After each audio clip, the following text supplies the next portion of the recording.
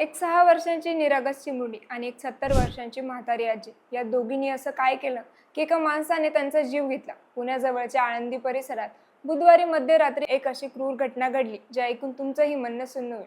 पण या गुन्ह्याचा छडा पोलिसांनी अवघ्या 5 तासात लावला. जाणून घेऊया संपूर्ण प्रकरण या व्हिडिओच्या माध्यमातून. नमस्कार, मी प्रीतीन, तुम्ही पाहताय दे दणका. मंडळी, आळंदी म्हणजेच पुण्याजवळचं एक पवित्र तीर्थक्षेत्र. याच आळंदी शेजारी केळगाव हनुमानवाडी नावाचं छोटंसं गाव आहे. तिथल्या ठाकरवाडी परिसरात बुधवारच्या मध्यरात्री ही भयानक घटना घडली. या 2 जणींचा जीव गेला. पहिली 6 वर्षाची चिमुकली धनश्री केदारे आणि दुसऱ्या 70 वर्षांच्या आजी मंगल शिंदे. धनश्रीची आजी संगीता केदारी रात्री घराबाहेर हाऊसकीपिंगच्या कामाला गेली होती. घरात फक्त छोटी धनश्री आणि शेजारी राहणाऱ्या आजी होत्या. मंडळी, या प्रकरणाची खरी सुरुवात 2 वर्षापूर्वी होते. संगीता केदारी आणि विनायक तुकाराम भवारी यांची ओळख फेसबुकवरून झाली. आजकाल सोशल मीडियावर ओळखी होतात, मग त्या ओळखीचं रूपांतर प्रेमात होतं. इथंही तसंच झालं.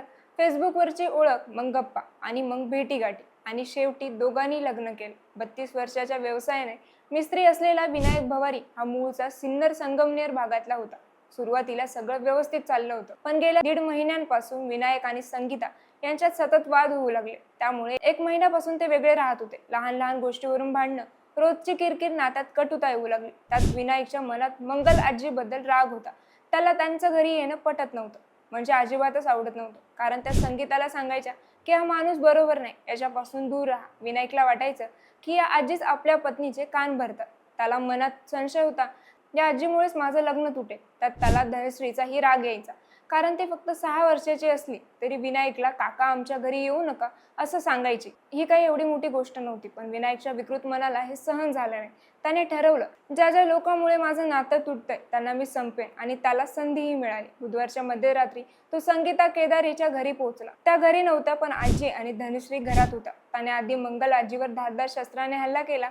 त्यानंतर त्याने छोट्या धनश्रीलाही सोडलं नाही. त्याने दोघींचा निर्गुणपणे जीव घेतला आणि तिथून पसार झाला. ही घटना मध्यरात्री घडल्याने आसपासच्या लोकांना त्वरित माहिती मिळाली नाही, पण काही वेळाने संगीता घरी आल्यावर ही घटना उघडकीस आली आणि परिसरात एकच खळबळ उडाली. घटना समजताच आळंदी पोलीस ठाण्याला ताबडतोब खबर देण्यात आली. पोलीस घटनास्थळी दाखल झाले. प्रकरण गंभीर असल्याने क्राईम ब्रांचलाही तातडीने सूचना देण्यात आली. दोन्ही पथके एकत्रित तपासाला लागली.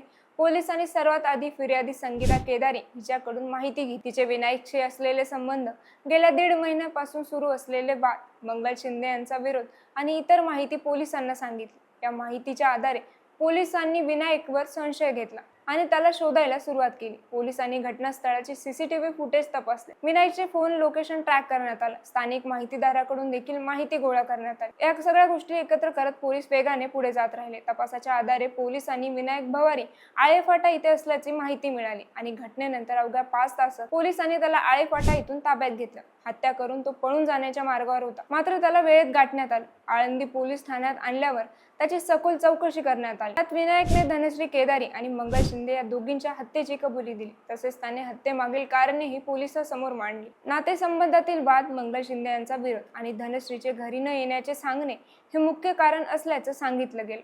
त्याच्या विरुद्ध आळंदी पोलीस ठाण्यात भारतीय दंड संहितेनुसार दुहेरी हत्येचा गुन्हा दाखल करण्यात आला. सध्या पुढील तपास क्राईम ब्रांच करते. आरोपीला न्यायालयासमोर सादर केले जाणार असून पुढील सुनावणी होणार आहे. या प्रकरणात पुरावे गोळा करण्याचे काम सुरू आहे आणि तपास अधिकारी सर्व बाजूंनी चौकशी करतात. आरोपीला कठोरातील कठोर शिक्षा व्हावी अशी मागणी परिसरातील नागरिकांकडून केली जाते. बाकी तुम्हाला या प्रकरणाबद्दल काय वाटतं आम्हाला कमेंट्समध्ये नक्की सांगा आणि दे दणकाला सबस्क्राईब करायला विसरू नका.